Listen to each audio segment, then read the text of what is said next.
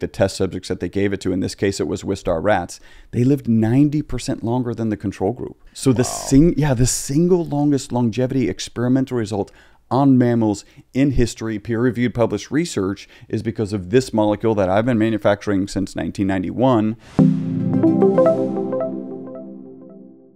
All right, welcome back, beautiful people. This is Forever Young. I'm Dr. John Layke. And I'm Dr. Payman Danielpour. And I want to thank all our viewers and listeners for sending in all the emails and the questions and the feedback, because ultimately this is how we come up with some of our topics. And I know that biohacking and longevity and anti-aging is such the hot topic right now.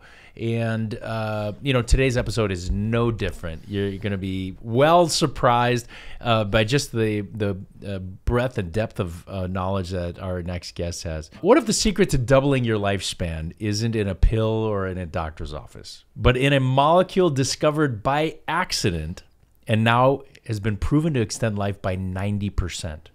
Today, we're sitting down with Chris Burres, a research engineer, scientist, author of Live Longer and Better, and the co-founder of MyVitalC, a company built around ESS60, a molecule so powerful it has helped rats live nearly twice as long.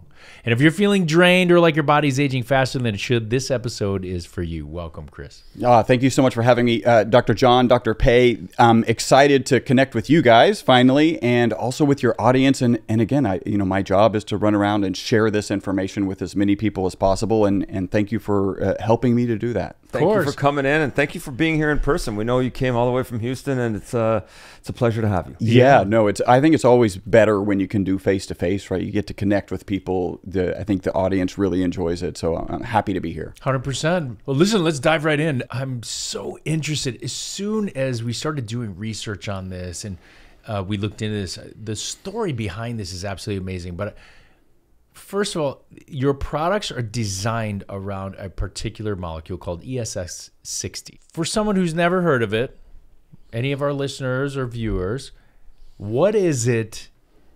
How was it found? And where are we going with it? Yeah, so that's the story I get to share all the time. So the molecule, and this is the molecule. I'm holding up a model of a molecule. If you're listening to the podcast, just imagine a soccer ball where the lines on the soccer ball represent the bonds between the carbon atoms. So you have a spherical molecule of 60 carbon atoms. It was discovered in 1985 at Rice University in Houston, where we're based.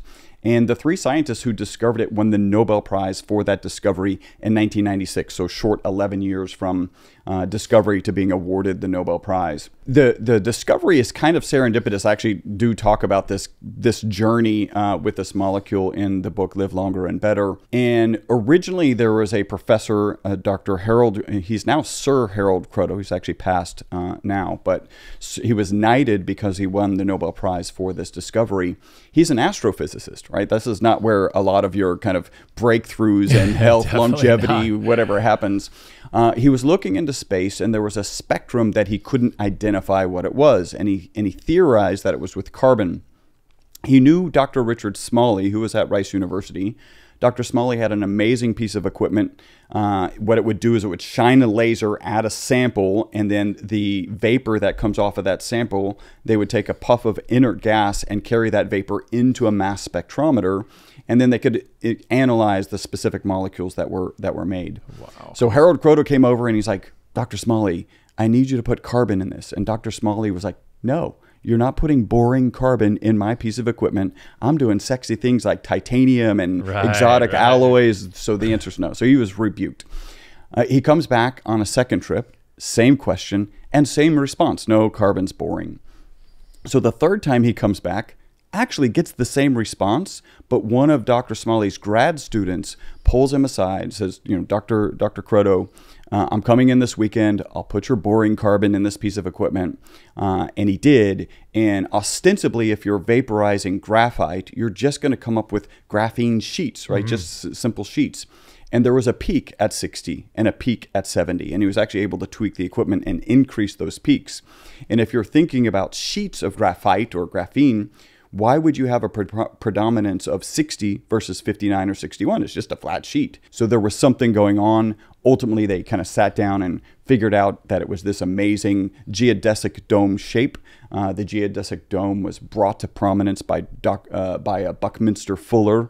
So these are called fullerenes, the whole gamut of molecules, 60, 70, 76. They're now called fullerenes, and that's kind of the serendipitous story. It's interesting because, I mean, you guys did a lot of schooling, and you kind of know when research gets published, it's not always the right person who wins the Nobel Prize in this case. Sure, right. In this case, you know, his name is Heath. He should have actually, like, he's the one who put the boring carbon in the piece of equipment, but he's not one of the Nobel Prize winners.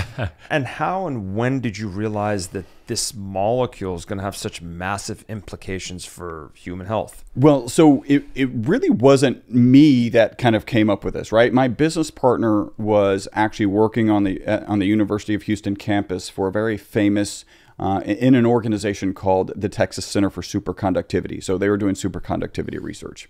And his very famous professor is Dr. Paul Chu, at least famous in the superconductivity world. He was separating this material, so 60 from 70 from 76, in Dr. Paul Chu's lab. And one day, Dr. Paul Chu came in and said, hey, you guys are a bunch of young kids. This molecule is selling for $6,000 a gram. Like, wow, you should go start a business. And my business partner is from an entrepreneurial background. I kind of joke he did a back of the napkin calculation, which probably looked exactly like $6,000 a gram, nothing else. Exactly, for sure. We should make this. Write this down. We should make this. So he was off and running, making the equipment to manufacture this. By the way, it's incredibly challenging to manufacture this. We'll roll back a little bit. First, this is a naturally occurring molecule.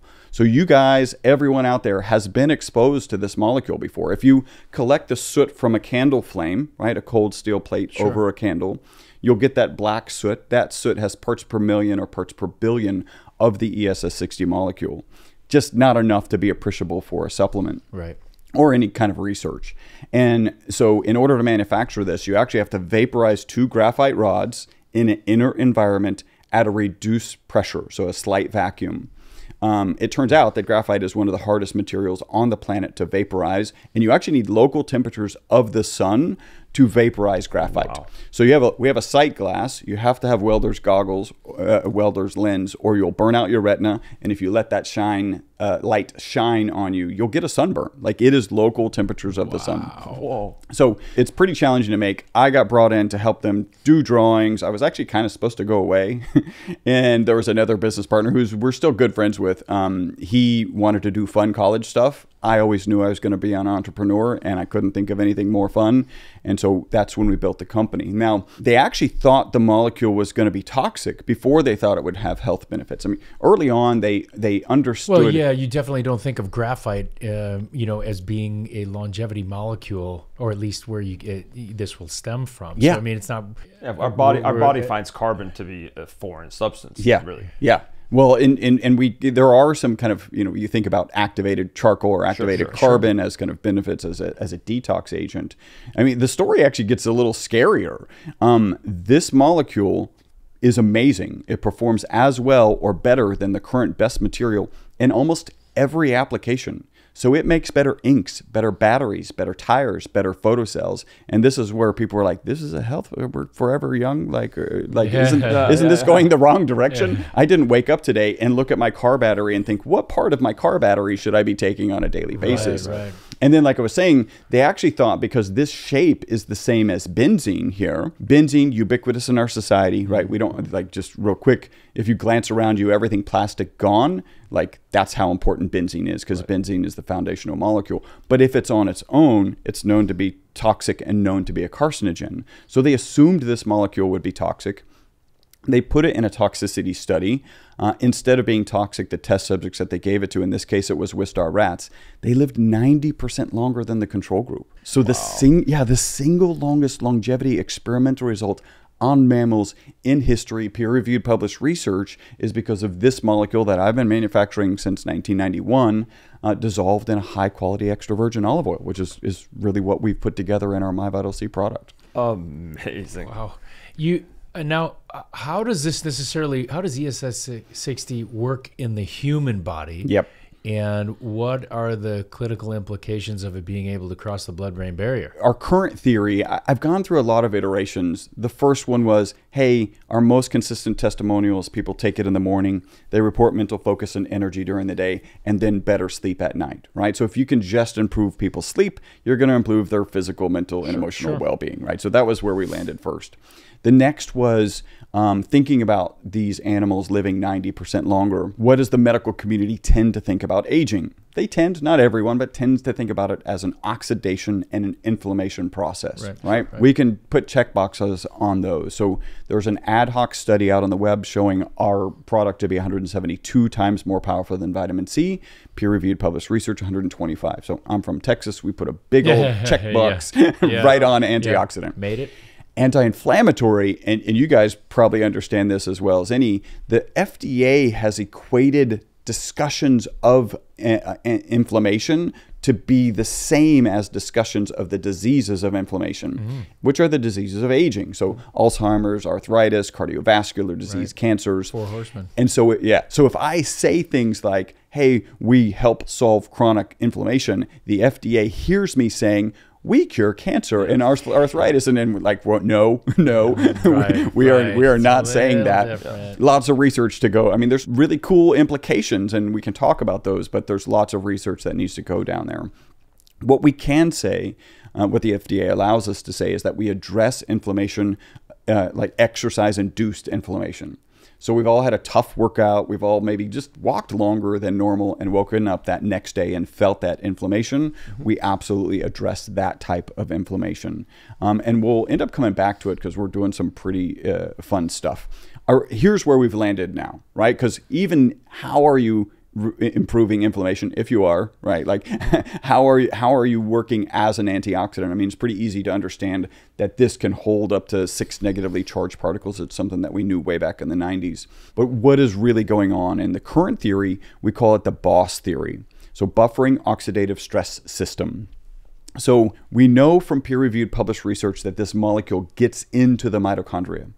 We also know, again, that it can hold up to 6 negatively charged particles. So bear with me, you guys know this, mitochondria, powerhouse of every cell. There's between 50 and 5,000 mitochondria in every cell in our body, except for our blood cells, right, which have 0, and our brains and neurons, which have 2 million. Like, that's kind of a mind-boggling number, and that's how much energy our nervous system uses relative to our other systems. Right. A mitochondria that's functioning well, that's not overstressed, is creating a negative byproduct. You can, just like any energy source, your car going down the road has exhaust, right? Your power plant has a smokestack, it's got smoke coming out of it. In the case of mitochondria, it's reactive oxygen species. And internal to the mitochondria, it has glutathione and melatonin to manage those reactive oxygen species so they don't run around and do damage. But what happens when a mitochondria gets stressed? That's when it starts producing more reactive oxygen species than can be handled internally. And that's when I kind of picture them like little bumper cars running around causing rust, oxidative stress, and damage whenever they bump into things. And that's where we think this molecule comes in. We know it's in the mitochondria. We believe it can hold up, well, we know it can hold up to 6 negatively charged particles. The most damaging reactive oxygen species are the negatively charged ones. So we believe this holds on to those reactive oxygen species on the exterior of this cage so they can't run around and do damage. So it's almost like a chaos sponge. Yes. A chaos, I love it. It's a chaos sponge. So, and I'll come back to sponge. So then when that mitochondria can replenish the glutathione and the melatonin, then it can manage them properly. So I have a fun analogy for this. And you guys studied biology, medicine, everything. How many analogies have you heard start with it's the end of Mardi Gras? They should all start there, right? That's great. We learn a lot of things in Mardi Gras, but it's not it's not necessarily medical related. Yeah. So you have these drunk reactive oxygen species running around, like bumper cars doing oxidative stress, oxidative damage, and you have the New Orleans Police Department, the glutathione and melatonin, who come in, handcuff themselves to these reactive oxygen species and get them off of Bourbon Street. But what do they do when they get overwhelmed? They take those reactive oxygen species and they put them in a paddy wagon. They attach them to the exterior of this cage so they can't do any damage. And then when they can replenish the glutathione and melatonin, then they can handcuff themselves to those reactive oxygen species and get them off of Bourbon Street. And that's why we say that the ESS60 molecule is the boss of buffering oxidative stress system. You're collaborating with Oura Ring. Yes. On these, because look, Well, when we have people that discuss new supplements or things like that, and they talk about a particular compound, usually we look at metabolomics, we look at different factors, more subjective types of questionnaires. What do you use to fully assess? Let's say someone takes this for a year. Yeah. What do we look at, or what should we feel? What should we expect? And what could you prove? Again, our most consistent testimonial is people take the product in the morning, they report mental focus and energy during the day, and then better sleep that night. By the way, that's already amazing. Right? What is it that you can take in the morning and positively impact sleep at night? Yes. Somebody once mentioned to me ashwagandha. I'm not that familiar with ashwagandha. I haven't really played with it, so I don't know. We know things like exercise. If you exercise in the morning, you will absolutely positively impact sleep that night. If you get exposure to the sun, right, get your circadian rhythm in line with the rising and falling of the sun. But to actually positively impact sleep that night is pretty amazing. And if you think about this boss theory, if you're ultimately what it's doing is reducing the negative impact of stressed mitochondria, right? If you're doing that, then you're going to improve systems from top to bottom, right? And we actually have head-to-toe testimonials, and I can jump into those.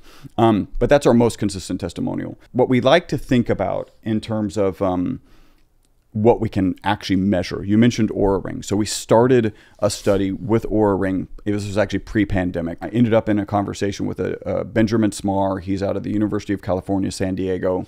An associate professor, and he was a consultant for Oura Ring. And he was like, hey, we can dig into really cool data. We can understand this because it is our most consistent testimonial. Well, it turns out the Oura Ring's pretty good at identifying COVID, and so he disappeared, right? Like he was on press, and honestly, I need to follow up with him. But what we did is we continued to do really, we'll call it an ad hoc survey study, where we did a crossover. We were asking our clients 10 days before they took the product 4 questions, right? How restless was your sleep? How easy was it to fall asleep? How good was your sleep? How did you feel in the morning? So super simple. We asked that 10 days prior to taking the product, 10 days on the product, 10 days back off the product, and then 10 days back on the product. We only have 10 people, right? So this is, we kind of hang our hat on it because that's what we have, but we are working to get more people through this study. Sure. And we're actually doing another one that I'm pretty excited about. 100% of the people, of the 10, yes, it's only 10, reported improvements of sleep when they were on the product. So that's pretty phenomenal, even for a pilot study. I mean, the idea is, that's how these huge randomized controlled trials start off of a pilot. So, but you need to have some promising data in that pilot or cohort study in order for you to continue. Wait until you hear this, because this is our next study. This is what we're working on. We already have a couple participants. We're looking at HSCRP, right? So high sensitivity C-reactive protein. The reason we're looking at this, and we'll cover what that is. It's an indication of inflammation, right? So it's an inflammatory marker. Typically associated, you're using it for cardiovascular disease assessment. You can also look at it for kind of cancer assessment. That's another place that it's used. We had recently at the A4M Longevity Fest, we had a booth in Vegas, and this Dr. Lane Young came up to us. I had a conversation with him at Dave Asprey's Biohacking conference before. He had started giving it to his patients, and he said this, when he said it, I was like, can I record this? So I actually have a video of him saying, Chris, I don't care if you're male, female, pre-surgery, post-surgery, cardiovascular disease, otherwise healthy, your product takes elevated HSCRP numbers in 4 to 8 weeks and brings them into normal range. His particular example was somebody whose HSCRP was at 9, that he wasn't able to move with his protocols, brought it to 0.9 in 4 to 8 weeks. Significant. So we're excited. Exactly. This is very exciting because this is not talking about inflammation per se. It's talking about a particular marker related to inflammation. So we've already started an ad hoc study. By the way, he went on to say, the improvements in HRV, right, heart rate variability, and sleep are somewhere between 20 and 60% with these. So the kind of more confirmation of like this, the consistent sleep testimonial. And so we're starting that as soon as we're going to run about 20 people through this ad hoc study where we're actually giving them, and you guys might, I don't know if you're following HSCRP, if you have any clients who are riding high and you're like, I don't know what to do with them, I'd love to get them some product and see what might happen. But that's what we're doing. So like I said, we've got, I think 3 people signed up for that already. We'll give them the HSCRP blood test, and we're also looking at some other markers because why not? Yeah, Maybe exactly. something else will happen. And then they'll be on the product for 2 months, and then we'll do another HSCRP. As soon as that happens, we already have the path to go into a placebo-controlled double-blind study. So now we're talking. So yeah. that's it. Yeah. And your product, the ESS 60, it comes in a little packet with olive oil, right? Yes. Okay. Well, yeah, we have this. You guys want to? Let's give it a shot. Yeah, let's give it a shot. Here you go. Nothing like taking a shot first thing in the morning. Now here's my question. Why put it in olive oil? And let's go through this. Show us how to take this. Let's all take a shot together. So, we'll talk about olive oil real quick, right? So what this is 5 mils, 1 teaspoon of a high quality extra virgin olive oil with as much of the ESS 60 molecule as we can get to dissolve in it. Okay. So when you taste it, it's going to taste like a high quality extra virgin olive oil will leave a peppery flavor at the back of your throat, right? Okay. And the reason it was olive oil, the original study was out of the University of Paris. I just kind of assume they had some nice olive oil on the shelf and they're like, let's dissolve this stuff in there, then see if it's toxic. And again, it was proven not to be toxic. So the best way to take this, you kind of twist it a couple of times. Okay. And then you can just pop it right off. Okay. And then the best thing is to just tilt it upside down and squeeze it. So here we go. Cheers. All right, cheers. Cheers, guys.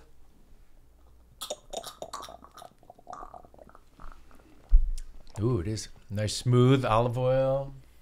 Imported from Italy? Or Houston? It's yes, sir. It's Houstonian olive oil. That's delicious. Listen, it goes down that tastes great. Yeah.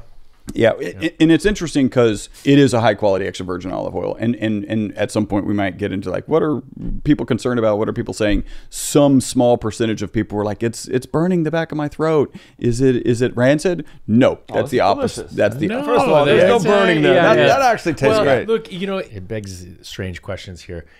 Because it's mixed like this, you remember Dave Asprey and Bulletproof Coffee with the MCT and this similar type of thing.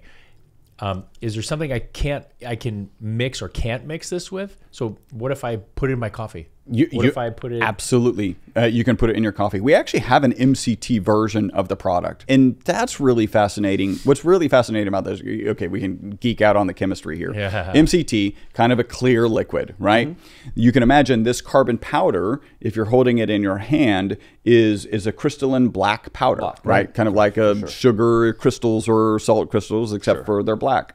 You take those and you put them into this clear oil and it turns a beautiful purple color. Oh, that's nice. Right? Because that's just how the chemistry works. Like that's how the refraction once it gets dissolved in there.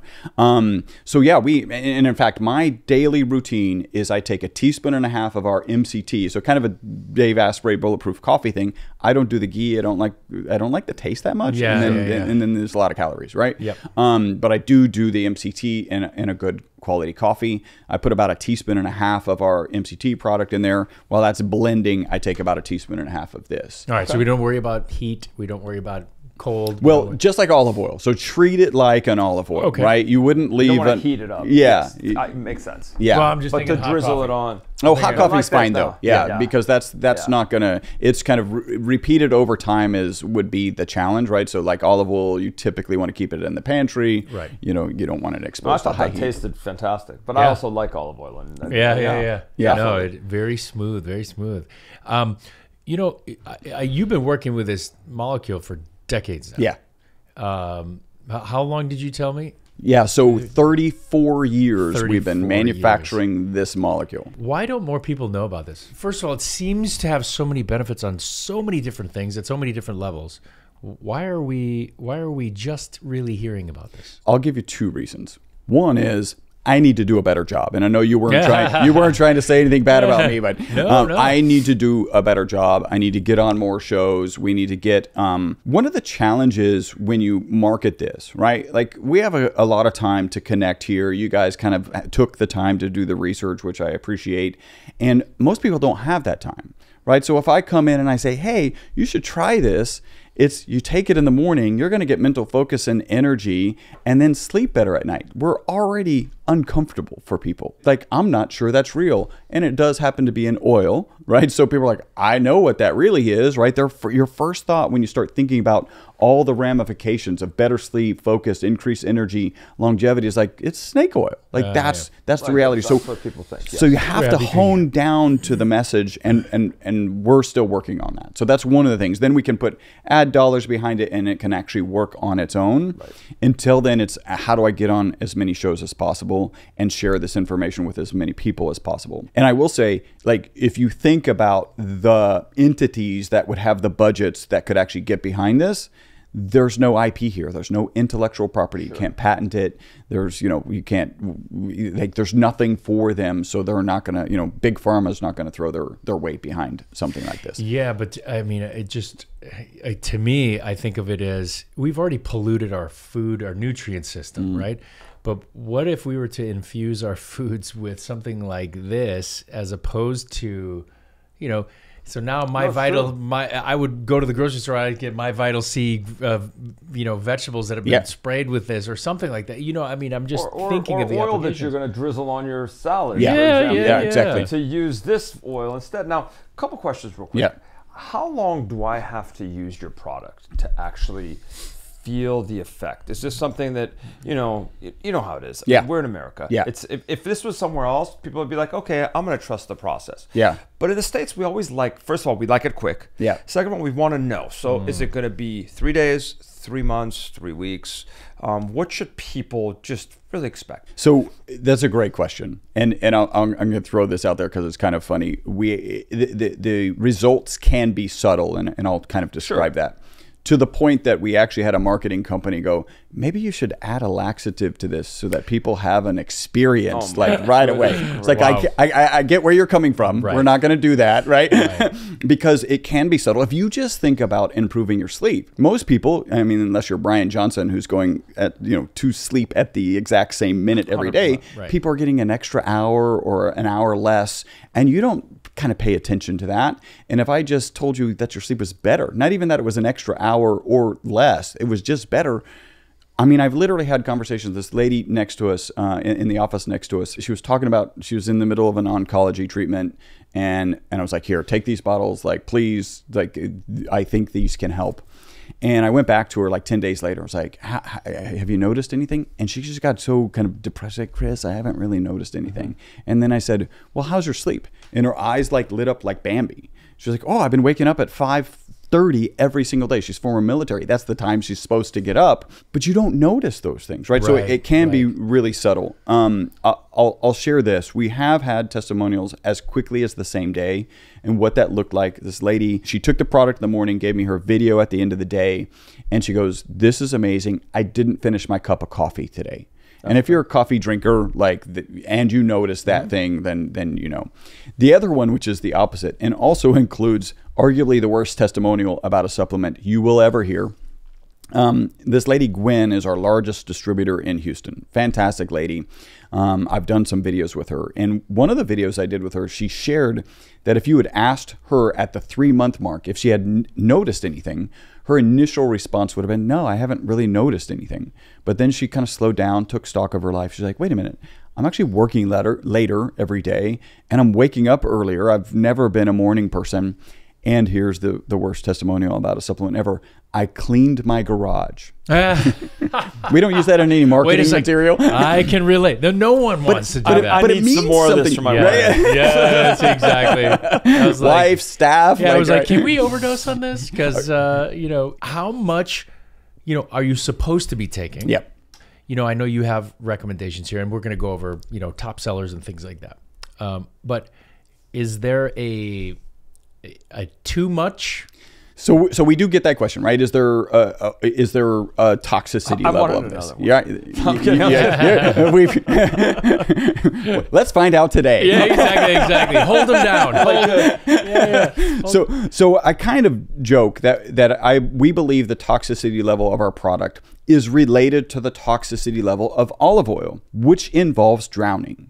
Right? The reality is at some point your body's going to get too much oil and will start throwing it up. Yeah. Is that toxicity? I mean, maybe you could, like, so what is that? Like, it's not like, I mean, even water can actually be more dangerous, right? Because your body doesn't know to throw it up. Hyperhidrosis, right? That's a scary thing, right? So really no. And I'll share in terms of dosing, I love this particular testimony. So there's a guy, his name is Anthony Kunkel. He's a 2-time U.S. ultra running champion. So he won a U.S. championship at 50 miles and at 50K, which is 62 miles. He loves our product. And my first conversation with him went like this. Hey, Chris, I was taking 1 serving of your product. I didn't really notice anything. So like I joke, like all good biohackers, he tripled the serving. By the way, don't triple. There are things you should not be tripling. Of course. So be careful. When he tripled it, his response was, wow, this could be the difference between somebody running as a hobby and running as a career, right? And he is definitely a career runner. He's currently running about 200 miles per week, right? So he is absolutely, causing mitochondrial distress. Like there's no doubt about it. And what Talk about inflammation. Yeah, in the joints. Yeah, I mean, that's it's crazy. He's a beast. And he takes our product. So he said, I don't think this speeds exercise recovery. I believe it prevents damage in the first place. And the reason he said that is because on the last 5 miles of a 50-mile run, by the way, a phrase you don't hear. I've only ever heard it from Anthony. Yeah. Like it just caused pains in my heart. Yeah, right. Where he said, where strength and stability were previously a problem, they're no longer a problem. And if you think about that, reducing the negative impact of the stressed mitochondria. I've got another analogy, which is kind of cool. So you think about. Imagine yourself as a prairie, right? You got prairie flowers, and stress is actually good. Right? If we don't have stress, bad things actually start to happen. You think about astronauts when they go up into space for even short periods of time, they come back with reduced bone density, their immune system's compromised, like they're a mess when they come back. So and that's just remove the stress of gravity. So stress is actually really good. I picture us as a prairie and like a good gentle rainfall as good stress, the right amount of stress. But what happens when you get this kind of ominous dark cloud and it's pouring in the middle of your prairie? It starts impinging and making a hole. That's where we think this steps in. You put it between the cloud and yourself where it's pouring. It acts as the sponge. I told you I'd bring sponge back in. I love it acts as a sponge to absorb it, or a beaker to hold it, or however you want to picture it. And one of the things that's very important to note, if you don't manage that ominous cloud, the sponge eventually fills up and starts pouring back on the prairie again. Yes. So this just gives you that buffer, again, buffering oxidative stress system, so that then when you get rid of that ominous crowd, so when Anthony has finished his 30-mile run for the day or whatever craziness he's doing for the day, then I kind of picture this as a sponge that you can now squeeze onto the prairie gently so that it hasn't done that damage. And that fits his description where he's saying it's not speeding recovery, it's actually preventing damage in the first place. Let's talk about your book. Live Longer and Better. Obviously we're not giving away all the secrets here, but I kind of want to know, what are some of the tenets of the book that kind of help us understand this ESS 60 and what the potential is? Yeah. So and when did you write this? I'm sorry. So yeah, I wrote the book about 2 years ago. Okay. I'm so lucky. My co-author, Dr. Jerome Corsi, is a 2-time New York Times #1 best-selling author. Right? Like it's tough to get New York Times. Good guy to write with. Yeah, well, and that story is crazy. I was on the phone. He ended up, my team will pass, certain calls to me, and I'm on the phone with him, and I'm just having it's a great conversation. But part of me is like, where's this going to go, right? Like he's not going to help me with research. Like where's this going to go? So I kind of quickly Google him, and he's a 2-time New York Times #1 best-selling author. And kind of my little tiny brain went, oh, you're going to be my co-author, because I knew I needed a co-author. Amazing. And the reason I even wanted to write a book, one, the story's pretty fantastic. Mm-hmm. 2, I was getting into this longevity and health space, and I've just always felt two things about sharing the content that you put together. One, very selfishly, it cements it in your own brain, right? So when you teach something is when you really know something, right? And then two, I just think you should, you're accumulating information. You could share it because different people, frankly, there's nothing in this book that you couldn't get elsewhere. It's just put together so that you can get it all in one place. And if you're connected to me through my audience, then now you can get the same information. It's just in one place in kind of the way that I would present it. One of the things that really excited me as I was getting into this longevity space, right? So my first goal as chief scientist, and we decided to bring this product to market, is a 90% extension of life a big deal, right? You kind of intuitively know it is because nobody's talking about real extensions of life. And the reality is it's a huge deal, right? Absolutely huge. Right. I'm going to throw this out, right? So I share this rat study with a lot of people, and I get two kind of interesting answers. One of them is if they're from New York, they're like, why would we want rats to live longer? Chris, you're an evil person. You need to bury this research. I love it. Exactly. Right. That's hilarious. Let's shelf this. That's funny. But another one that's a little surprising, I would imagine we may be in the same camp of, I just want to live longer. Like, right. And, I've got a goal of 125 now, but I think and hope that medical science is going to change and that goal is just going to keep getting pushed out. But a lot of people, when I tell them the story of these rats living longer, they're like, why would I want to live longer? And what I realized is they're not hearing live longer. What they're hearing is how much longer in some state of infirmity. Yes, right. It's not living better. The key, what you're saying. Yep. It's not living better. The interesting part, and it's interesting that you cap it at 125 because it seems to be science. We can't breach 125, maybe 130, something like that. But we can live better up until that time period before everything deconstructs. But that's the real goal. Yeah. Right? Because everybody, it's so funny. I gave a talk somewhere, you say how many people want to live to 100 and not many hands go up. How many? 150. And it's interesting because the talk that you gave was at a country club where most of the people that were in the audience were a little bit older. So I think this falls in exactly what you're saying. Yeah, I said, how many people want to live to 150? And there's 2 hands that went up. And then I say, all right, well, let's say your physicality and the way you look can be exactly the same now as it were at 150. All the hands went up. It was just because it is that mindset. You're right. You think about that and how we deteriorate, and especially looking at the current status with disease and with chronic disease.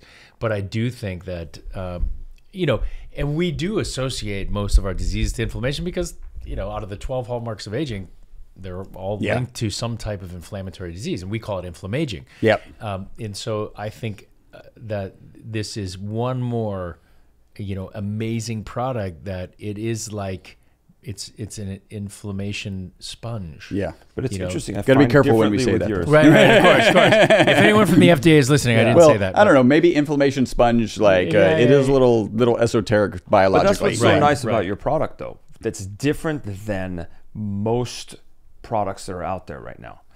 You're giving something to eliminate something, not to add. And it's great because most supplements are there to add. You're adding something or a precursor or whatever it is. Exactly. Right. To try to boost you're existing boosting source. something, or it's something that we're lacking. Whereas again, with what you're talking about is you're cleaning, you're removing. And I think it's great because I think that there's this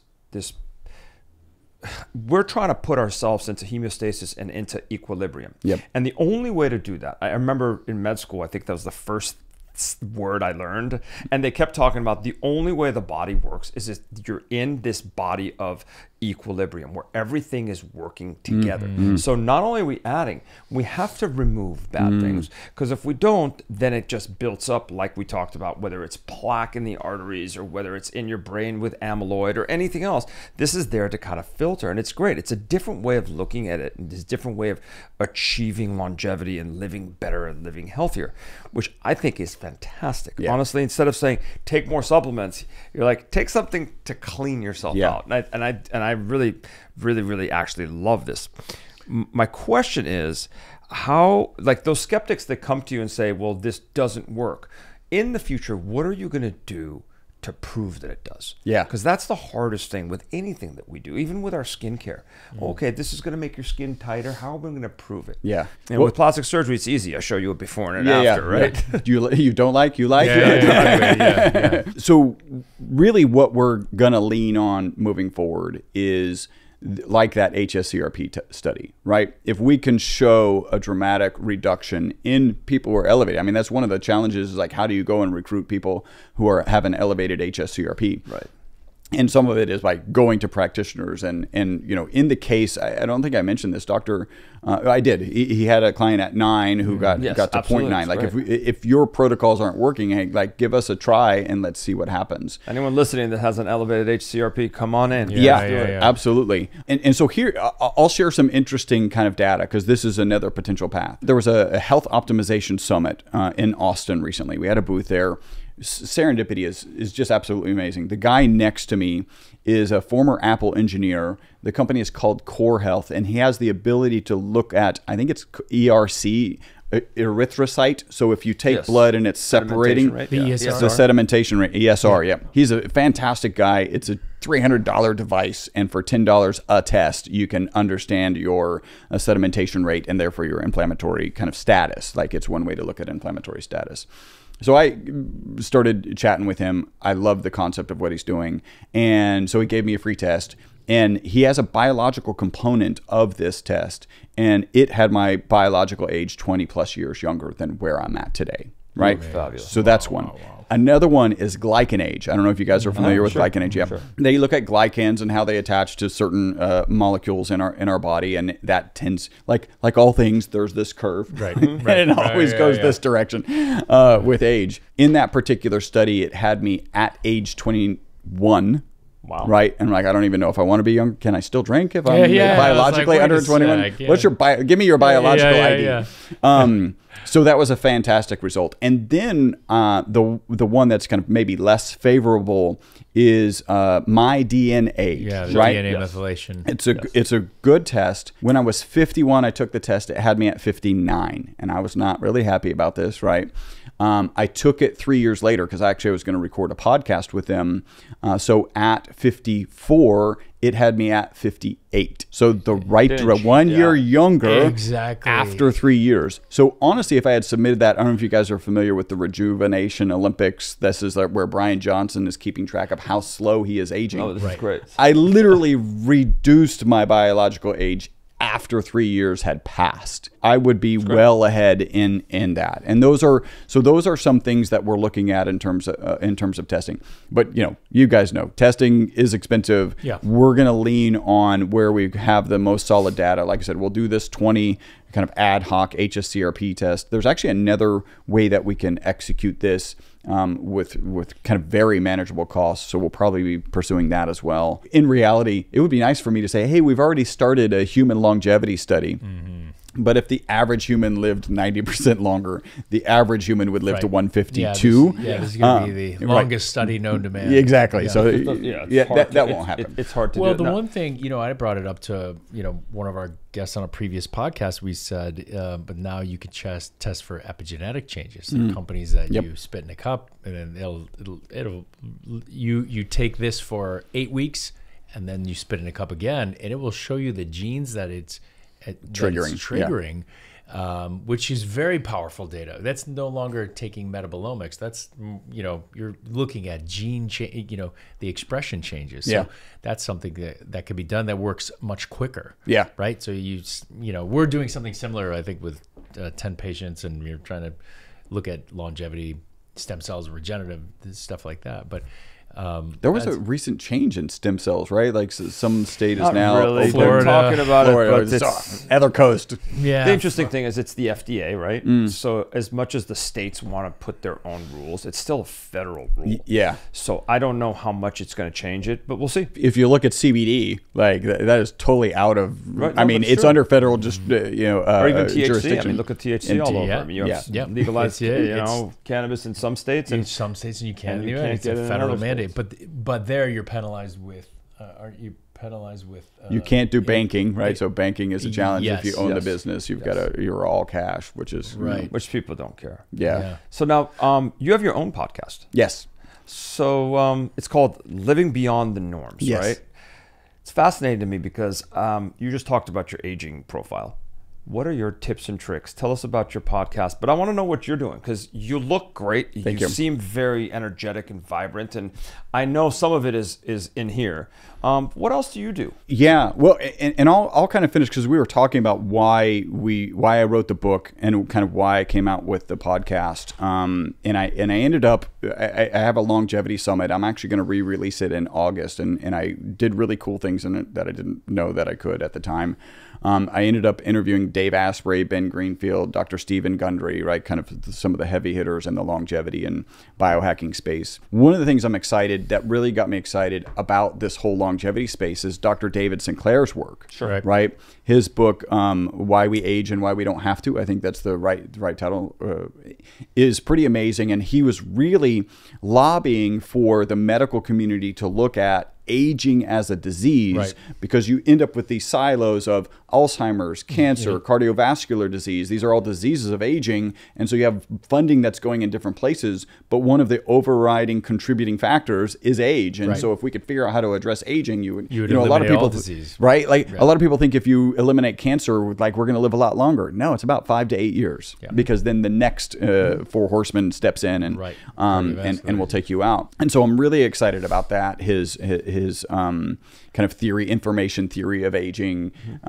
You couple that, and this is just for anybody out there who's thinking, longevity, I'm not sure. I really lean on this piece of data. In 1950, medical information doubled every 50 years, every 50 years. Today, it's doubling every 3 months. Yep. What that means is at the end of this year, we're going to have 16 times more information than we had at the beginning of this year. And I'm using a number that was really before ChatGPT got into the scene, right? And so the reality is and what impact is ChatGPT going to have on kind of the medical research? I think one, you write papers faster, but they don't take that long to write. Like you just write papers faster. It's running the studies. It's running the studies, or what study to run, right? Because you go as a medical researcher and like, I have these 20 ideas, you throw it over to ChatGPT and they're going like, this is the one that you should focus on because it's got the highest likelihood of actually having impact. Right. So I really do think that we're going to dramatically extend life. In that longevity summit, going back to the mindset of longevity, 55 experts, I asked every single one of them, how long do you intend to live and how long can humans live? And only 3 of them gave the same number, right? Because of the same thing, right? These are ostensibly experts in longevity. Right. And they're like, no, because a lot of the answers, and I still ask those questions for people I interview for the podcast. A lot of them are, I just want to be productive. Okay, well, give me a number. Right? Like I push them to give me a number. And the number is almost always different than what they believe humans can live, because they don't think, like, I think one of the things that came out of that summit was the ideal representation of how to live is a candle flame, right? Where you burn bright and you burn solid and you're all good, and then you have a really tiny fraction where things aren't going well and the flame dies. Like I think we're all like, sign me up for, how do we sign up for exactly. If there's a list, I'd rather be on the not dying list, but if that list doesn't exist at all, let it be short. That's where I've gotten in. Now, what do? I eat a lot of protein. It's something that I started doing about 9 months ago, maybe right at a year. I haven't really changed my workout routine, but I've put on 5 pounds of muscle in the last year, we'll say. I'm about to turn 56 next month. I'm on the curve, right? I'm on this part of the curve. I'm not even at the peak, right, where things start to deteriorate. I shouldn't be. We're with you, by the way. Right? We know we're on the back 9. Right. but what you do about it matters. And I think protein consumption is really, really important. Right. So I've dramatically increased my protein consumption. I do intermittent fasting. And I usually do a 24-hour fast on Mondays, right? I just dinner on Sunday, dinner on Monday. That's not actually that hard. Some people are like, I couldn't do that. It was like, everyone's had a busy day where you didn't get around to eating. Sure. You can absolutely do that. I've been playing around with a 48-hour fast. So I've kind of done 2 in the last 3 months. I'll probably do those once a quarter. I think that's worth doing. Kind of kick in some autophagy. Maybe 3 days is better in terms of really increasing that autophagy. But I just like I work. You know, it's interesting. The studies say 36 hours is enough. 36 is enough. They're saying we even one of the our previous podcasts. You know, again, a company that essentially mimics fasting. And they said that the magic number was 36 when you start seeing plasma changes. Okay. And that's what they were trying to shoot for. So and it's interesting because if you go in and do a literature study on saying the number one most important thing in longevity, it's fasting. It's fasting. It's clearly fasting. Yeah. So keep going. We don't want to interrupt you. So I think that's important. And then I kind of brought that up because if you're eating, my target is 1 gram of protein per pound of lean body mass. And I recently had a DEXA scan. Nice. So that puts me right at about 124 grams of protein. That's a lot. It's a ton. It's a lot. People don't understand how difficult it is Yeah. for you to get that much protein unless you're supplementing. Especially in 2 meals. Yeah, it's very difficult. That's where you got to bring in some. So I really kind of after the DEXA scan and kind of reevaluating, I'm doing more protein shakes in the morning, and I was kind of always doing those when I do resistance training. So that's another thing. You need to be lifting heavy things. You need to be somewhat sore. You don't have to be like achy to the point it's hard to get out of bed, but you should be sore 1 or 2 days a week is what I believe. And that's why I'm building muscle at a time when I'm supposed to be, sarcopenia is supposed to be kicking in. And I think that's really important. I think slow burn cardio, like zone 2 cardio, as opposed to jogging. So we actually, our Uber rider yesterday was like, I jog 3 miles every day. I was like, how married to that are you? Right? Because it's the slower cardio that's better for you in terms of fat burning, easier on you. I just interviewed a Brad Kearns. He and Mark Sisson wrote the book Born to Walk. That happy to introduce you. But his career was in triathlons, right? So he's a long distance super guy, and he's like, yeah, I might have gotten it wrong. Like we really need to spend a lot of time walking. And I played semi-professional soccer. To slow down to zone 2 it's just like I'm not doing anything, right? It feels but you're actually doing a lot of the best. When you get into zone 3, you actually end up breaking down muscle that you just have to rebuild. You're not really building strength. You're not building muscle math. There's like break down muscle, build it up again, break down muscle, build it up again. Well, let's not break it down. Let's just keep it and so that's important. And I do think, doing some sort of balance training and doing some sort of flexibility training is also really valuable. Now that's lifestyle, and that's really great. Yeah. And I'll give you a big kudos for that. What about supplements? Yeah. What about other types of interventions that you think are helping you look, feel, you look much younger than your stated age. You definitely feel very vibrant. Yeah. What else are you doing? So other than the magic oil. MyVitalC is the cornerstone. I will also do creatine.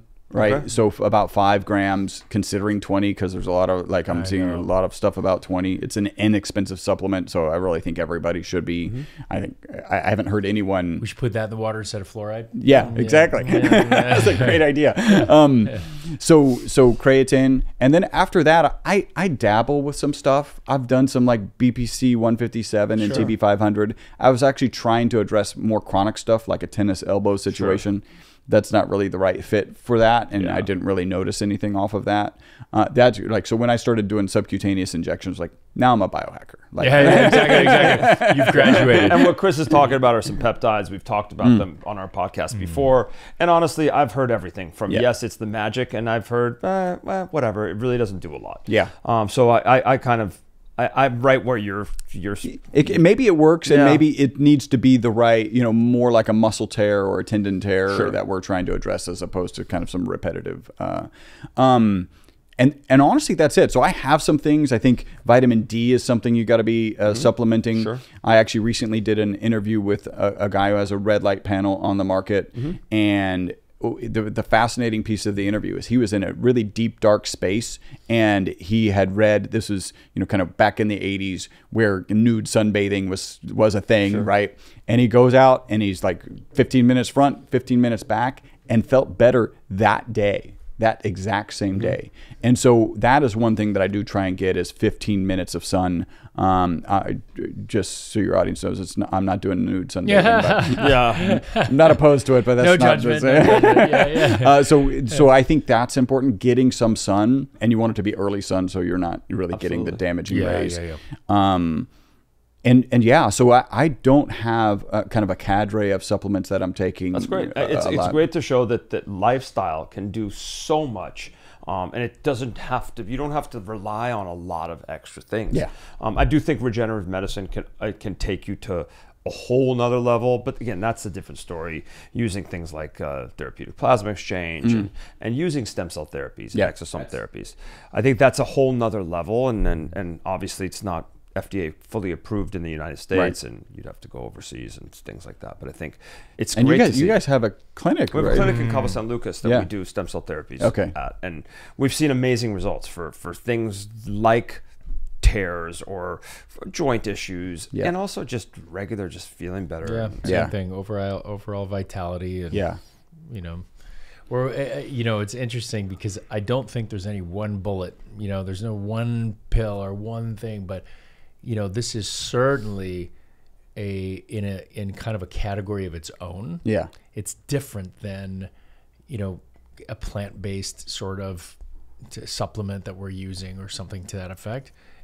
So I think, in addition to for all the users or the viewers and listeners out there, you're on a particular regimen. My thought would be this is only additive, as opposed to necessarily having to replace, but it's a pretty powerful supplement. Yeah. Now, I know that this is not the only supplement you guys have. You have a bunch of other things as well. We have time for you to talk about all of them? Yeah, absolutely. Let's talk about all the other things. I know you sent us a big goodie bag. And I was I was like, wow, there's a lot of stuff here. Well, so let's just kind of go over them. Why not? So just let me start with, remember I mentioned the marketing, and so I'm sure that camera over there can get these. But so we've got party recovery, that's kind of fun. Yes. Exercise recovery, better sleep, focus and energy, right? We use this to start conversations, and then we fold into, this is the exact same stuff. There is no difference in the formulation in this. And, it actually took me a long time to buy into that myself. I was like, man, I feel bad if but when I pulled back and I said, what is my concern? My concern is a customer is going to come in and buy some focus and energy, like 30 days of focus and energy and 30 days of sleep. And then they're going to get the product and realize it's the same stuff. And that's not an experience that I would want them to have. Well, our customer service team is amazing. They actually have like 1,000 5-star reviews on Google. And so we will catch that before it goes out, and we will call the client and make sure that they understand. Okay. And then worst comes to worst, if they actually end up with it and they call and they're upset, we have 1,000 5-star reviews. Like, we'll take care of them the way that customer.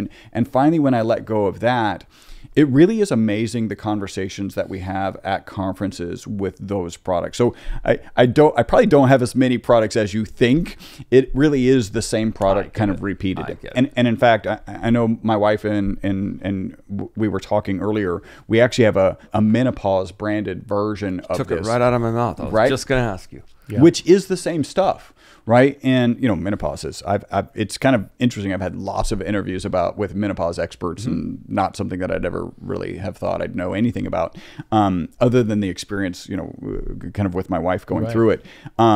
So these are just the same product, because again, if you think about this boss theory, if you think you're reducing the negative impact of stressed mitochondria, you should have head-to-toe testimonials that are beneficial, and we absolutely do. I haven't thrown out, we'll throw in an FDA disclaimer, right? The FDA has not evaluated our product. It is not intended to treat, diagnose, cure, or prevent any disease. But yeah, the testimonials, and you were talking about, it's that first ad hoc study. When we first started bringing this to market, I struggled because people would call us and they would say these amazing things. Kind of the story goes like this. The study came out in 2012. Mid-2013, we start getting phone calls from people saying, hey, how much of this could I consume? And kind of like the car battery example, my business partner and I, conservative carbon nanomaterial scientists, were like, no, like this is for inks, batteries, tires, and photocells. We actually added not for human consumption to our labeling in mid 2013. No way. Wow. The literature was safe. It was clear that it was safe, but we're just conservative scientists. So we're getting these 2 to 3 phone calls a week from this wacky group of people called biohackers. I can say that affectionately because I am now one. Yeah. Right? And they were saying things like, hey, my knee pain is gone. And we're like, you mean the knee pain of your rat? Because it literally says not for human consumption on the labeling. And their response was, yeah, so hey, if my rat weighs 275 pounds and does HIIT training on Tuesdays and Thursdays. So great. That's so good. That is awesome. Wonderful. How much should my rat be taking? So, we know this is going on. That's really good. No, I mean, it really is. And so well played, sir. Well played. And it wasn't until like 2017, a guy with a big YouTube following started talking about all the benefits he was getting taking it on a daily basis. And then our phone started ringing 10 times a day, and that's when we really brought it to market. So we have an olive oil product, we have an avocado product, and an MCT product. And when people are like, what should I take? We always recommend the olive oil product for 2 reasons. First, we're a research-based organization, and all the research is on the ESS60 molecule in olive oil. And then the second is you get a higher concentration of the ESS60 molecule in olive oil. As opposed to the MCT. Yeah, you get about 0.8 milligrams per milliliter in olive oil, 0.6 in avocado oil, and then 0.3 in MCT oil. And so that's what we recommend. We do also have, and we were kind of talking about, hopefully I told the story well enough to let you know, we didn't really want to be in the supplement space. Right? I think it's fair to say the supplement space, it's politically correct to say it's challenged. Yes. Right? It's a challenged space. You hear of something like NMN and you're like, oh man, how do I find a good one? Right? Like that's like, at least when right? Or whatever. Even a simple vitamin D. Yeah. It's become to the point where you don't know if there's enough active ingredients in it. Absolutely. Yeah. And does it have K with it? Does it need K with it? Like there's all sorts of things going. We didn't want to get into the supplement space. One of our business partners came to us and said, hey, when I take this, I spill a little and I wipe that on my face. We should make a face serum. And I was like, yay, this sounds amazing. Like, oh, like I did. Okay. We put that first one on the market. It's our night serum. And we were getting amazing testimonials. By the way, we have amazing skin and hair testimonials from the oral product. So as people are taking the product, and I always kind of think of that in terms of, skin, nails, and hair are, well, not skin to a lesser degree, but certainly hair and nails are aesthetic, right? And if you're dealing with something, your body's like, we don't need to look that good. We need to fix this problem, of course. And then if you fix that, then your hair and nails will start growing again, right? So that's where that sits. We were getting good testimonials, and then my director of research came to me and said, hey, I found this it's a peptide. I found this peptide. It's got 30 years of skin and nail improvements. You should look at it. I looked at it and I was like, this is amazing. Like, these are amazing results. We should do something. Peptides, water soluble, right? Our product, oil soluble. We could have shoved it together with an emulsifier. I just want to use this little, like, emulsifier doesn't sound healthy, right? And if you Google it, there's nothing healthy about emulsifiers. And so we kept it as a 2-part where you've got a lotion. The peptide, we call it UTH29, which is kind of cool because it's Youth 29. Love it. And apparently, I've learned this after we even came up with the name, that's the age all women want to stop aging at. 29, right? Like that's the age. So Youth 29 is the peptide, and you actually activate it with our ESS60 activator in your hand and then apply it. So amazing. That is awesome. Yeah. So now, for people that are watching and listening, where can they purchase any of the things that we've been talking about, your book, get more information about you and your products? Excellent. So we're going to make a separate URL for your audience, right? So if they go to myvitalc.com/forever young, right? They can go there. I'll give you a couple pieces of advice when you go there. One, there's a coupon code there, so we're not going to give it out. You got to go to that link to get that coupon code. It's worth $15 off your initial order. Again, go with the olive oil, right, for the reasons I outlined. We have a 25% discount on subscription. So even if you just want to take the product once, go on subscription. I've already mentioned our customer service team has 1,000 5-star reviews. They're not trained to talk you out of canceling your subscription. If you want to cancel it, you can cancel it, no problem. And I'm also going to share, I've got a charity piece to the book. The book is available on Amazon. Audio's coming. Creating an audiobook is so much harder than so much harder. But it's almost there. So you can buy the book on Amazon for $20. On our website, you can find the book for $20 also, but we have a charity piece to it. It's not on that landing page, so you need to go there, grab that coupon code, and then go to the menu structure and find the book. But for 10 extra, it's $20 on our site. For 10 extra dollars, I'll sign the book for you. 100% of that signature fee goes to Operation Underground Railroad. So you may remember a movie called The Sound of Freedom, which is about child sex trafficking. I mean, it's an amazing movie about I couldn't watch it. No, it's horrible, It was horrible, yes. So Operation Underground, that's the organization that movie is about. So 100% of the signature fee goes to Operation. Buy the book, buy the product. Yes, that's right. He's a good guy. Yeah. This is awesome, man. You've shed a lot of light into a lot of things, and it's most of what longevity is taking care of yourself, and from what you say is lifestyle modifications, but having a little extra olive oil with some VitalC can take care of that ominous dark cloud. Exactly. Right? Yeah, absolutely. Exactly. Get that sponge out there. Yeah, listen, we definitely appreciate you spending your time with us. I love this. It's so interesting because we consider ourselves biohackers too. I mean, we've done this, and again, it's so funny. You're like, well, once you start giving peptides, you're automatically a biohacker. Done. Yeah. That's the threshold. That's a definitive, example. But it's interesting because it's such a powerful, molecule for this space. It's so funny. The first thing I thought of with the olive oil is, how J-Lo always says she's never had anything done and just uses olive oil on her face, and she's absolutely gorgeous. And we're like, oh, but here's another plus for it. Yeah. So, look, thank you for spending time with us. We definitely hope to have you back. For all the viewers and listeners, where you can go. So, he gave you the URL for our particular site, so go there and get your coupon. Keep those emails and questions coming, because ultimately this is how we come up with these topics. So we hope you learned as much as we did today. Thank you, Chris. Dr. John, Dr. Pei, thank you so much for having me. Thank you for coming. Once again, this is Forever Young. I'm Dr. John Layke. I'm Dr. Payman Danielpour. Chris, thanks again for coming and joining us. You shed a lot of light on a lot of fun things, and we look forward to taking these. This is Forever Young. You can listen to us wherever you listen to your podcast. Check us out on all your social media feeds, YouTube, Instagram, TikTok. Peace. If you like this video, you're going to love this one. Did you really create a supplement that tricks your body into thinking it's fasting and is really true, extends lifespans by 96%? Yep, true on both counts. When people fasted for 36 hours, there was this big increase in their plasma and cellular functionalities. And that's really significant when you can take already young, healthy people, do a single day's worth of an intervention, and then all of a sudden they become like super people. I want it now. Yeah.